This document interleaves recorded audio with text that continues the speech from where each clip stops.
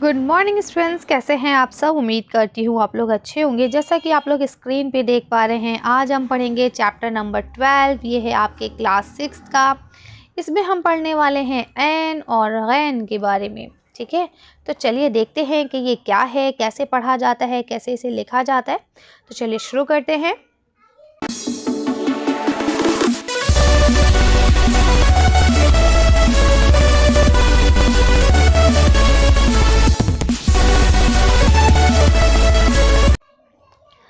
अब देखिए, जैसा आप देख पा रहे हैं, हमें पढ़ना है ऐन और गैन। ठीक है, तो ये देखिए, ये ऐन ऐसे करके एक गोला बनाया और एक ये दूसरा बनाया। ठीक है, इसी से मिले में बनता है ये। ठीक, तो ये देखिए ऐसे करके ऐन एक गोला और इसी के साथ ऐसे ऐन, और अगर हमने इस पर नुक्ता रख दिया तो ये क्या हो जाएगा, गैन। ठीक है, अब देखिए यहाँ पे आपको कौन से लफ्ज़ पढ़ने हैं। तो देखिए लिखा है ऐन से औरत, ऐन से ऐनक, गैन से गुलैल, गैन से गुब्बारा।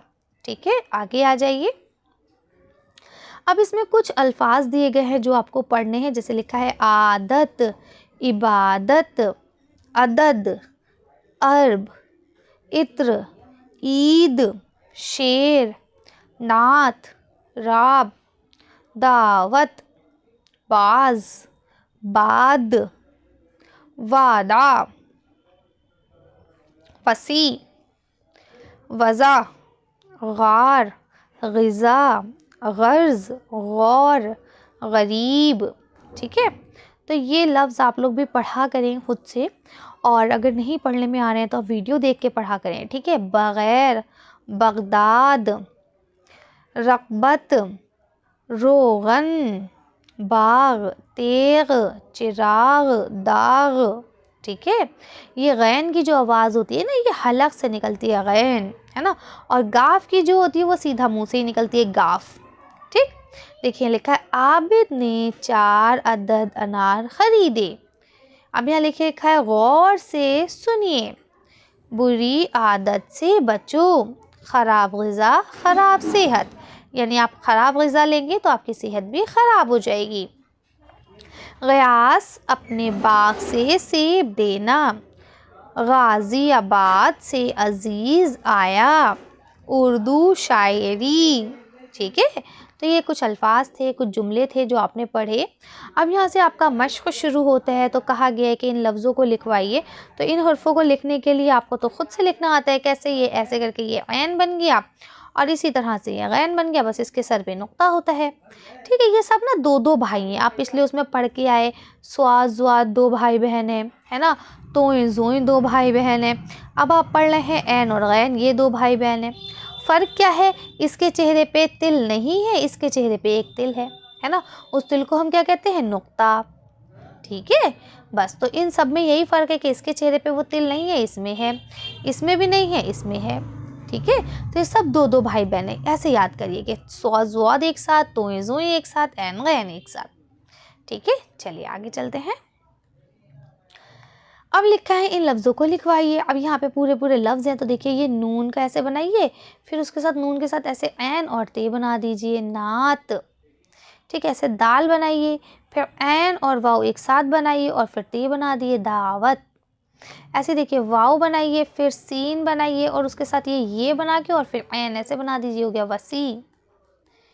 ठीक है, ऐसे देखिए, ते बनाइए, ये बनाइए और इसी के साथ ऐसे करके गैन बना दीजिए, तो ये क्या हो गया, तेग। ठीक है, ते, ये और ऐसे करके गैन। ठीक है, तेग। इसी तरह से बे गैन दाल। ठीक है, और फिर अलीफ और दाल, बगदाद। ठीक है, आगे चलिए।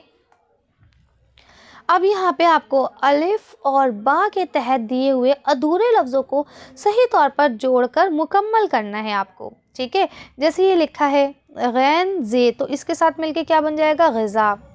ठीक है, ये ऐन और बे के साथ मिलके बन गया आबिद। बे अलिफ और गैन मिलके बन जाएगा बाग।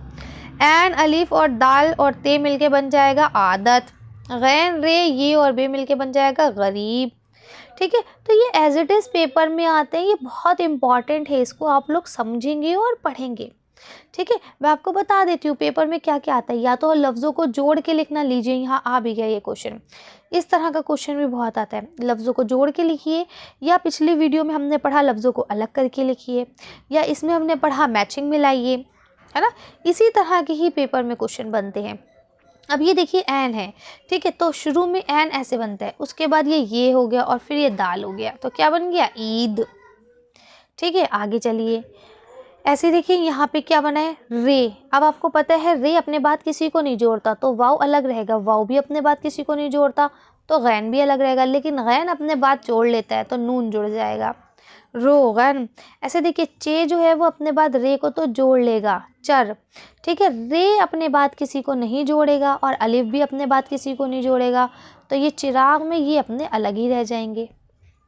ठीक है, ऐसे देखिए गैन अपने बाद तो जोड़ लेता है सबको, ये गैन ने तो अपने बाद जोड़ लिया, देखिए गैन ने तो अपने बाद रे को जोड़ लिया, ठीक है, लेकिन रे ने कहा हम तो वाव को नहीं जोड़ेंगे, और वाव ने कहा हम भी रे को नहीं जोड़ेंगे, है ना, तो गुरूर।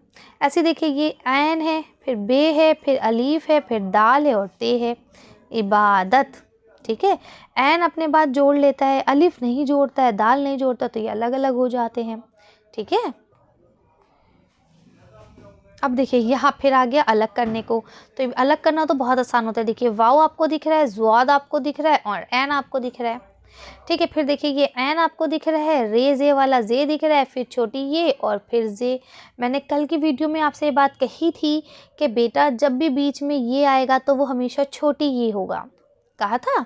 तो यहाँ पे हमेशा जब भी ये के नुक्ते हों तो छोटी ये आप लगा दीजिए बिना सोचे समझे। ठीक है, और इसके बाद ये अलिफ, फिर ये ऐन, फिर ये रे और फिर ये शायरी। फिर देखिए ये से बे, फिर ये गैन, फिर ये दाल, फिर अलिफ, फिर दाल, बगदाद। ठीक है, दाल है, ठीक, पेंसिल काम नहीं कर रही है सही। चलिए खैर आगे आ जाइए। अब देखिए यहाँ क्या लिखा है, अगला क्वेश्चन, नीचे दिए हुए लफ्ज़ों पर खुसूसी तवज्जो दिलाइए और उनका फ़र्क बताइए। ठीक है ना, अब देखिए ये बाज, ये होता है बाज आ जाओ, अपनी शैतानी मत करो। ठीक है, जैसे कहते हैं ना ये चिड़ीबाज है या पतंगबाज है, ये वो लोग हो गए। ठीक, और ये बाज, बाज मतलब होता है कुछ लोग, है ना, बाज औकात, कभी कदार। ये आम खाने वाला आम हो गया, ये आम क्या हो गया, ये आम पब्लिक हो गई कि आम पब्लिक आ रही है ना। ये बाद हो गई, बाद वाला, मैं बाद में ये काम करूँगी, ये बादल हो गए। ठीक है, ये देखिए अर्ज़, ये अर्ज़ होता है कि मैं कुछ आपसे कहना चाह रही हूँ, मैं आपके सामने कुछ अर्ज़ करना चाह रही हूँ। ये अर्ज़ होता है आसमान वाला, अर्ज़ समा कहाँ तेरी वुसअत को पा सके, है ना। ये शेर होता है जो हम शेर कहते हैं, जो भी मैंने पढ़ दिया, अर्ज़ समा कहाँ तेरी वुसअत को पा सके, है ना। ये शेर, ये लॉयन वाला शेर है, भैया लॉयन आ गया भागो, आई बात समझ में। तो ये क्या है, ये दिखने में मतलब लिखे हुए तो अलग अलग होते हैं लेकिन पढ़े एक जैसे जाते हैं। इसे भी आपने बाज़ पढ़ा, इसे भी आपने बाज़ पढ़ा, लेकिन इनके मीनिंग क्या होंगे, डिफरेंट होंगे। ठीक है, तो आप लोग इसे कर सकते हैं। ये क्वेश्चन आपके पेपर में नहीं आता है, ठीक, ये सिर्फ आपको इसलिए पढ़ना है ताकि आप डिफरेंस को समझ सकें, लफ्ज़ों के मीनिंग को आप जान सकें। ठीक है, तो उम्मीद करती हूँ यहाँ तक सारी चीज़ें आपको क्लियर हो गई होंगी। कोई कन्फ्यूजन हो, कोई डाउट हो तो आप लोग मुझे पूछ सकते हैं। मिलते हैं नेक्स्ट वीडियो में। Thank you for watching.